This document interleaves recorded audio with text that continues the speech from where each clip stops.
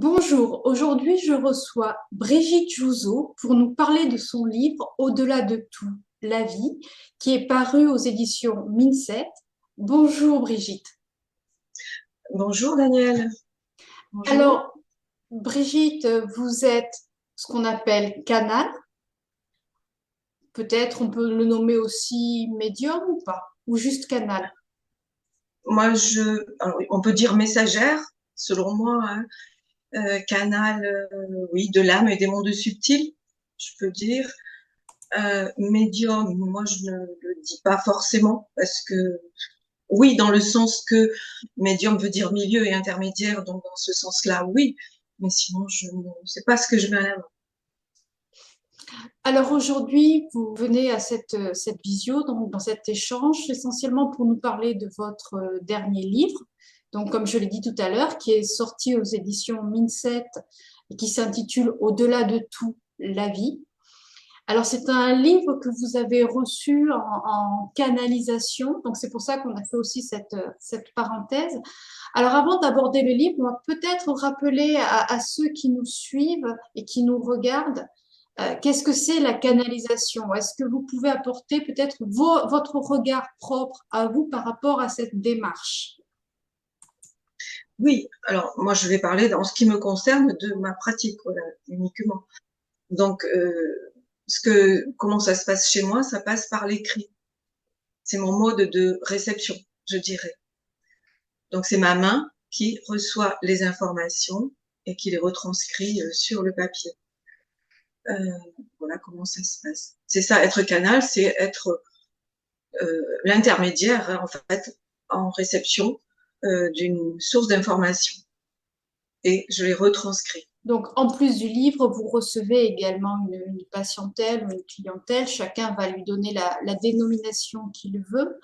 Et là, bon, l'idée, c'est quand même que l'on puisse parler un petit peu plus de ce livre, qui est aussi très important, puisque le sujet n'est pas neutre, n'est pas complètement anodin.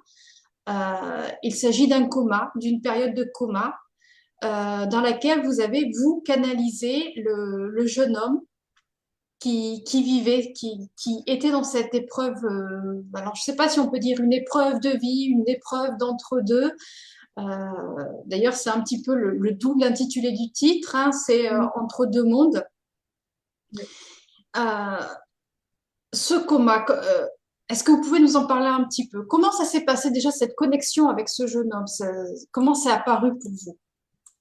Alors, comment c'est venu à moi? Oui, disons que ce jeune homme, en fait, qui s'appelle dans le livre Romu, était un ami très proche à quelqu'un de très proche pour moi.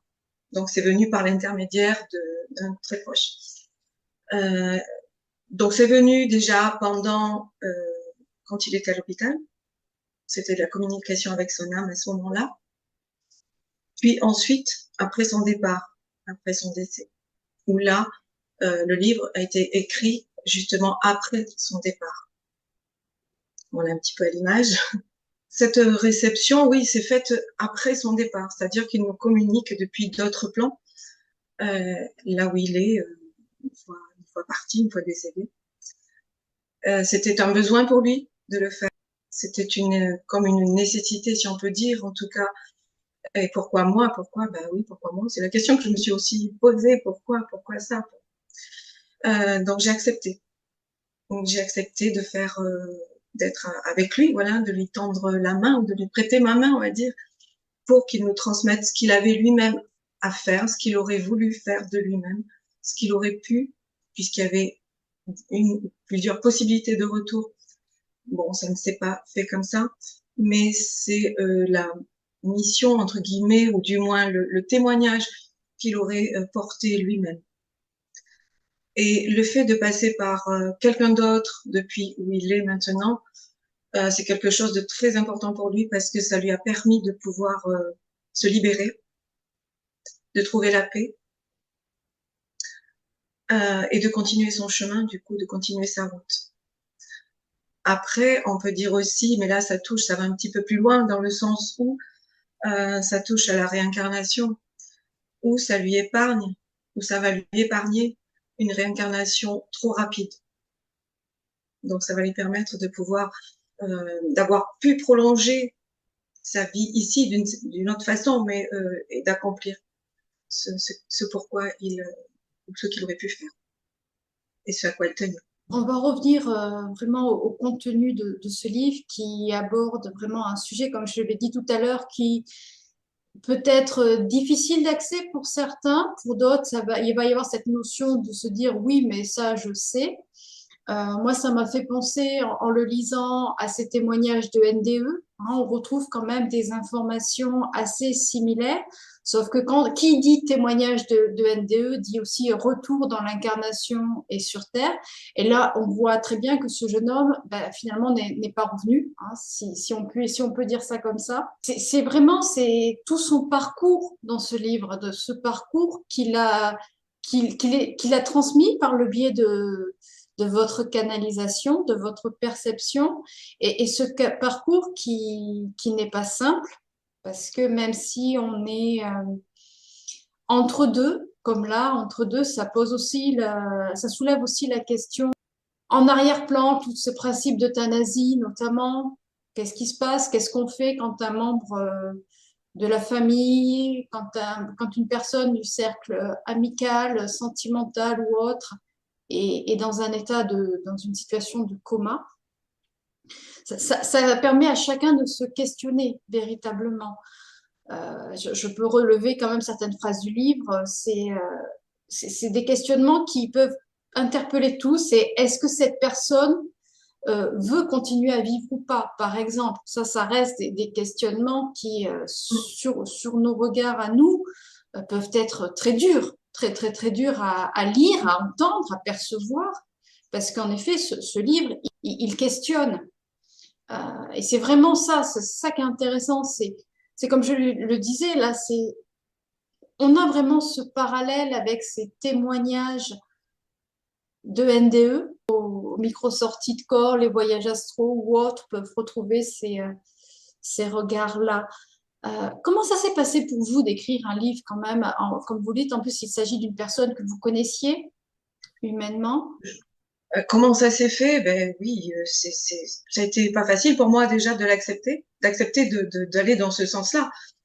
Je peux pas dire que j'ai sauté dessus à pieds joints parce que pour moi, ça soulevait des questions aussi en même temps. Hein. Puis, même s'il me disait qu'il voulait le faire, quel allait être le contenu, tout ça, j'ignore. Moi, quand je reçois les messages, je me mets à disposition et je laisse venir ce qui doit venir, ce qui est à venir. Donc, je le découvre en même temps, en fait, que ça s'écrit sous ma main. Quand je reçois les messages, je ne les interprète pas, je ne les analyse pas. Vient ce qui doit venir. Et c'est qu'à la fin du message où là, quand je relis, je le redécouvre. Mais je peux vous assurer que quand parce que j'y ai travaillé dessus pendant un moment et je les ai relus et corrigés pendant plusieurs fois, ces messages-là.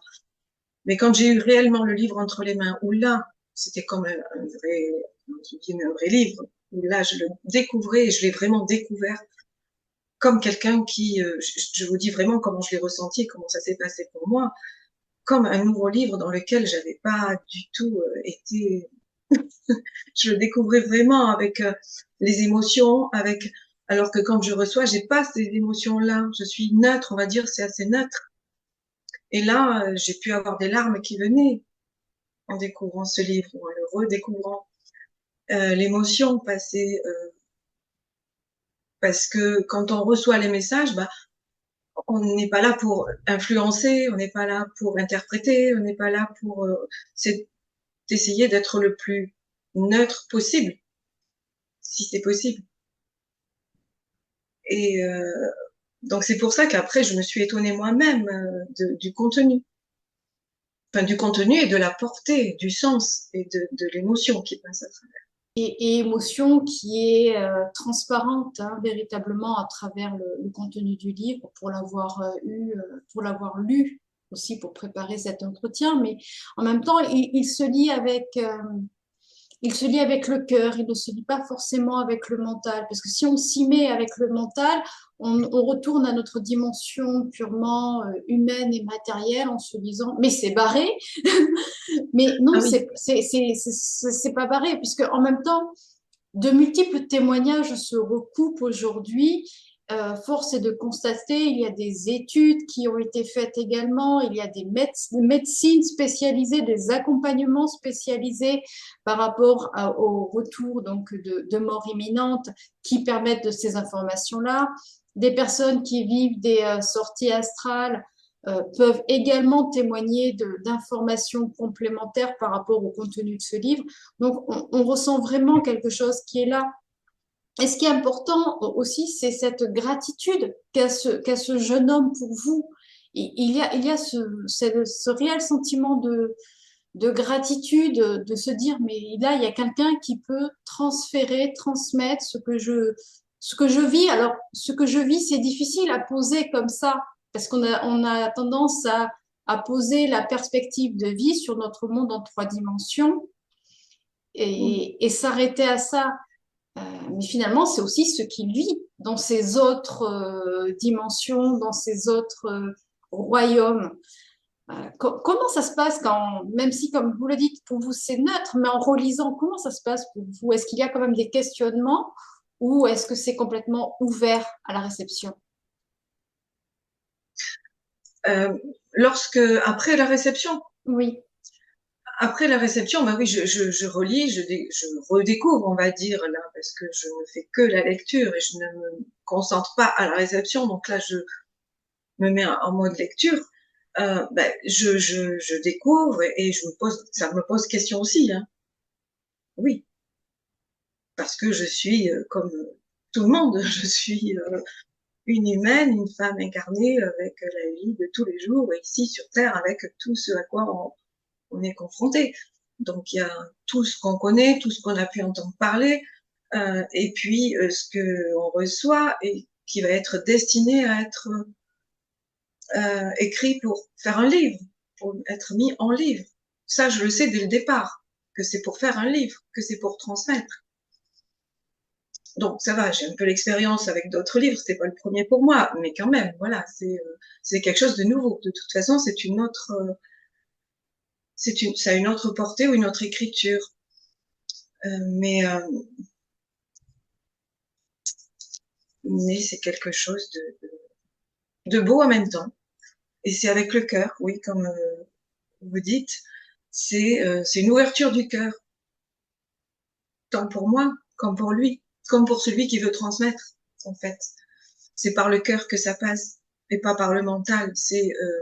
Donc c'est vrai que, vu le contenu, parfois on peut se dire, bon, tout le monde y mettra pas la main dessus, ou ça ne tombera pas entre les mains de tout le monde, mais on peut se dire, ah bah tiens, soit c'est du n'importe quoi, elle est barrée, voilà, virée du chapeau, pourquoi pas. Mais il y a autre chose, quoi. Et en même temps, on peut se dire, bah, soit c'est un livre futuriste, ça nous apporte une connaissance en fait que l'on n'a pas encore, mais qu'on va aller vers ça, la médecine, le quantique, euh, tout ça peut aller dans ce sens-là, ou c'est utopique. Mais en fait, l'utopie, c'est quoi? L'utopie, il y a un certain Victor Hugo qui a dit, c'est la vérité de demain. Alors dans ce sens-là, oui, pourquoi pas. Mais c'est plein de, c'est plein d'amour, oui. Même si il n'a pas su ou il n'a pas pu aller jusqu'au bout et revenir jusqu'à pousser cette dernière porte, comme il dit, la vie continue. Et c'est ça qui est important aussi. C'est que la vie ne s'arrête pas à ce que l'on connaît ici, de ce que l'on voit en s'appelant Brigitte, en incarnant ce corps-là.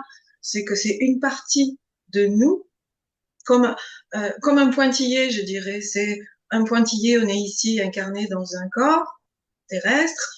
Le pointillé il est absent, donc là on est ailleurs, et puis on revient ici sur Terre ou ailleurs, une autre incarnation, mais c'est sans cesse la vie qui continue. C'est une transformation, un autre état en fait, un changement d'état, d'état vibratoire. Et justement, là, c'est également abordé dans le livre, cette perception des différentes incarnations. On le perçoit avec comment dire, tout ce qui est dans les différentes incarnations de différentes terres, hein, ses importances à différentes planètes, ne pas juste apporter de prioritisation à la planète Terre, il y a d'autres lieux de vie et d'autres espaces-temps de vie. Et ça aussi, bon, tout le monde n'aura pas forcément la conscience d'ouverture pour l'accepter, mais ça fait partie de notre époque aussi. Et c'est ça, parce que ce livre, il va toucher sur différents plans. Il va toucher sur Oui, le plan, donc on l'a vu, sur le plan coma et ce qui se passe autant sur le vivant que sur cette entre-deux-vie, mais également sur le regard de ce qui se passe de l'autre côté. Vous abordez également les médecins du ciel. Alors, est-ce que, voilà, pour ceux qui nous regardent, est-ce que vous pourriez un petit peu plus approfondir qu'est-ce que c'est les médecins du ciel, par exemple? alors oui, comme il en parle, puisqu'il était entre deux, donc dans cet état de coma qui fait que ici, il ne montre pas forcément de signes de présence, mais malgré tout, ils sont bien là, et qu'il a des sens qui étaient décuplés, malgré tout, qu'il pouvait sentir, percevoir ou voir des choses qui lui étaient permises de voir différemment, alors que ici, en tant qu'humain, on n'a pas toutes ces perceptions. Et il n'avait pas le moyen et la possibilité de les manifester, de se manifester, de montrer plus, de dire qu'il était là. Donc ça aussi, c'était douloureux pour lui de voir que personne pouvait comprendre et comprendre ce qu'il voulait, qu'il voulait revenir et qu'il pouvait. C'est ça aussi, il voulait, ça oui, mais qu'il lui était montré par les médecins du ciel ou les guides, des guides de lumière, c'est-à-dire ce sont euh, des personnes qui, comme lui ou comme qui partent, après le décès, ont atteint un certain degré d'évolution, on va dire, de connaissance, pour c'est pas parce qu'on arrive là-haut qu'on fait rien et qu'il n'y a plus de travail à faire. Hein. Donc justement, ce sont ces âmes-là qui viennent par leurs compétences, si elles étaient médecins ou avec une certaine approche du soin, vont sur d'autres plans venir s'occuper des malades pour travailler de pair avec ici les médecins du ciel, de la terre.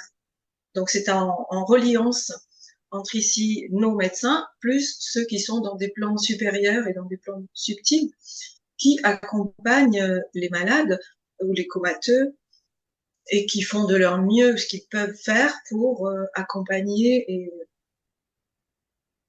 soulager. Parce qu'en fait, il lui était aussi montré durant ce coma, dans ses accès, ses sorties du corps qu'il pouvait faire, il lui était montré ce qu'il pourrait faire. Il y avait une possibilité de retour et ce à quoi il s'est accroché. Parce qu'en fait, il y avait, tout n'était pas fini et fermé. Il y avait une possibilité. Voilà. Et c'est ça. Et c'est ça qui l'a mené, ce à quoi il s'est accroché. Et parce que c'était un battant ici, sur Terre. C'était son tempérament. Il était beau, jeune et en pleine santé. Euh, donc, cet univers dont il parle là, il ne le connaissait pas ici quand il était parmi nous. C'était pas familier pour lui. Et ça touche, oui, à d'autres plans. Ça peut aller plus loin en fait par rapport à la connaissance de certains. C'est sûr que ça va toucher à des choses plus, voilà, quand il parle d'autres planètes, comme on disait tout à l'heure là. Il n'y a pas que nous ici sur Terre, il y a d'autres vies possibles ailleurs et d'autres influences même ici sur Terre pour nous-mêmes en fait.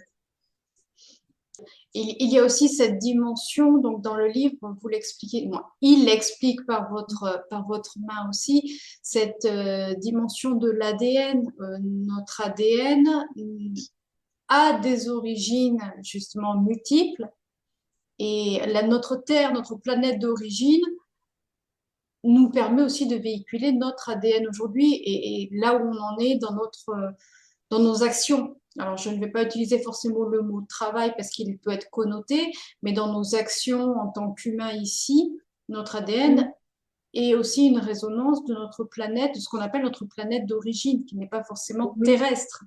Et ça, oui. c'est développé. Il le transmet également dans la canalisation. Voilà, il y a tout ce plan cosmique, en fait. On n'est pas que un homme ou une femme ici sur Terre. C'est qu'on a chacun des bagages qui nous sont propres, qui sont personnels, qui sont issus de d'autres vies passées, en fait, de nos expériences plus ou moins heureuses et constructives. Euh, donc, et on est aussi connecté de par notre date de naissance, par les chiffres de notre date de naissance, par la résonance des lettres de nos noms et prénoms. Tout ça, c'est un ensemble qui est connecté, relié à notre planète d'origine, même si on n'en a pas connaissance, de, pas connaissance de son nom en fait. Peu importe, comme il nous dit, de savoir si on vient si on a des origines de Vénus, de Jupiter ou d'ailleurs. Peu importe, c'est d'en avoir conscience déjà, de prendre conscience de ça, qu'on peut trouver de l'aide dans nos origines, en fait, dans ce qui nous constitue, ce qui est dans nos bagages, dans notre bagage intérieur. D'où l'intérêt d'ouvrir un maximum son champ des possibles et son champ des consciences, de manière à pouvoir se dire que nos origines, elles ne sont pas que terrestres dans le ici et maintenant, dans notre 3D bien connu. Elles sont beaucoup plus larges et beaucoup plus vastes. Ce qui est intéressant aussi, c'est quand il soulève le questionnement, est-ce que c'est le moment de quitter la Terre ou non? Mm. On est là, qu'est-ce qui se passe en fait? Qu'est-ce qui se passe à l'intérieur? Parce que je rappelle, hein, ce n'est pas un roman, c'est une canalisation d'une personne qui est dans un coma et qui aujourd'hui n'est plus de notre plan physique, on va dire. Mm. C'est vraiment ça. C'est Euh, je n'ai pas voulu le faire passer sous forme de roman, justement, parce que ça m'a été proposé, on m'a dit, bon, peut-être que vous pourriez le faire passer. Bah, j'ai dit, non, non, tant pis, c'est comme ça, c'est comme ça. Il y a une autre phrase, mais il y a plein de très belles phrases à garder. Je dirais que ce livre, il peut être lu dans tous les sens. Il n'est Mm. pas forcé d'être linéaire dans la lecture, mais plutôt au ressenti, au chapitre ou même à la phrase.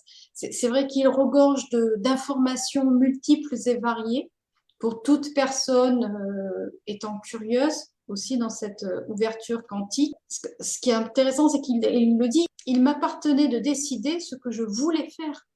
Il avait le choix. Nous avons le choix. Voilà. Et Oui. c'est aussi, c'est dans les mots relevés, c'est rien n'est défini, sauf si vous vous laissez convaincre que c'est écrit d'avance. Alors rien que cette phrase, en fait, elle peut tout résumer. Ah oui, là, rien qu'en prononçant cette phrase, j'en ressens des frissons tout le long du corps. Ça montre la puissance, en fait, euh, de ces mots et de cette phrase, parce que souvent on a entendu dire, bah, de toute façon c'est écrit, on peut rien changer parce que c'est écrit, si c'est comme ça, c'est que ça arrive. Et ben, oui, bon. Et si c'était pas que ça? Ou si c'était pas ça? Moi j'ai dit, c'est ouvrir le champ des possibles, voir plus large, s'élever et voir plus haut. Et en même temps, ben, pourquoi pas? Est-ce qu'on ne pourrait pas justement créer sa vie?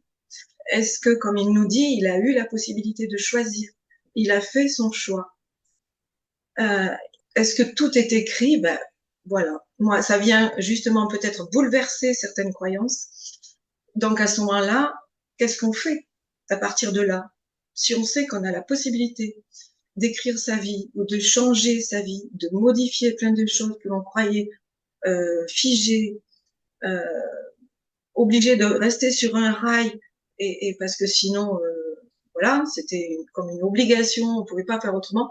Ben non, il y a peut-être autre chose. On peut peut-être vivre mieux et choisir de vivre mieux ou de vivre autrement. C'est je crois qu'actuellement, c'est vraiment le message aussi qui est à entendre pour nous tous, dans tout ce qu'on traverse actuellement. Au-delà du livre, c'est dans tout ce qui nous concerne dans notre vie actuellement et au quotidien, on peut changer des choses. Tout comme lui avait vu et entendu, où il recevait ces informations-là, où il a eu accès à ces informations-là, on pouvait changer les choses. C'est à nous aussi de trouver les clés, c'est à nous de d'intégrer, de faire cette démarche-là et d'ouvrir son cœur. Déjà, c'est par là que ça commence et c'est pas par du mental et du calcul et de la préméditation.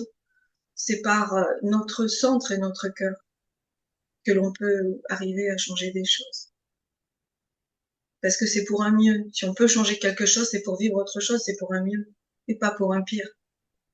Mais également pouvoir se dire que le vivre mieux n'est pas forcément dans notre condition terrestre, ne pas s'arrêter à ce qui en est ici et maintenant, parce que beaucoup pourraient soulever, mais en fait, pourquoi il est pas revenu? Pourquoi il n'a pas réintégré son corps? Et finalement, vu qu'il avait le choix, pourquoi? Il y a ces fameux pourquoi. Mais c'est aussi pouvoir se dire dans cette ouverture de pensée euh, qu'il y a peut-être autre chose. Et ça, c'est important aussi dans le regard. Vraiment, pouvoir ne pas s'arrêter à l'incarnation, même si c'est douloureux pour les proches, pour ceux qui restent, parce qu'en fait, c'est ça le plus difficile, c'est ceux qui restent ici et Oui, maintenant. Une fois que la personne s'en va, continue son chemin, etc., etc., que ce livre se veut aussi et surtout un témoignage. Et ça, c'est important. Un témoignage, j'irais dire, ce jeune homme transmet des informations par votre main et c'est un témoignage de ce qu'il vit, même si le mot, encore une fois, vie, n'est peut-être pas fait perçu par tout le monde de la même manière, mais c'est vraiment un témoignage de ce qu'il vit dans cet entre-deux, dans ces questionnements, parce qu'il y a aussi des questionnements, et ça, c'est intéressant. Je rappelle également que vous avez d'autres livres à votre actif, en plus de celui-ci qui s'appelle, je le rappelle, Au-delà de tout, la vie. Vous avez notamment déjà 3 livres, des livres sur l'évolution de conscience, hein, sur les Atlantes notamment. oui, oui, oui. Donc c'est vrai que ces autres livres nous amènent à cette compréhension de celui-ci aussi, hein. En fait, c'est une ouverture. C'est Hmm. comme si on ouvrait un peu plus à chaque livre. Moi, de ce que j'en euh, déduis, on va dire, c'est comme si chaque livre a amené ou élargi un peu plus l'ouverture pour en arriver à faire passer celui-ci quelque part. Parce qu'on va aussi un peu plus loin. Donc, Et celui-ci qui sera peut-être lui aussi une ouverture pour un après, parce que au-delà de tout la vie, mais il peut y avoir un au-delà de ça, un au-delà de ce qu'on appelle, nous, la vie. Eh bien, merci infiniment, Brigitte, de nous avoir permis d'ouvrir cette porte supplémentaire sur le champ des possibles, de ce qui se passe un petit peu ailleurs.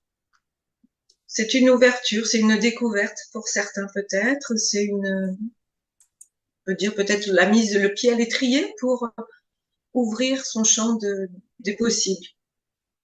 Chacun après pourra en prendre ce qu'il pourra. Alors, je rappelle à tous, Au-delà de tout, la vie aux éditions Minset de Brigitte Jouzot. Donc, je mettrai la couverture et tout le descriptif en barre d'infos sous la vidéo. Eh bien, merci infiniment, Brigitte, encore une fois, d'avoir partagé votre regard, votre approche, mais aussi d'avoir servi de canal à ce jeune homme et dans votre démarche d'ouverture et de transmission par le biais de ses écrits. Merci infiniment. Merci Daniel, merci beaucoup.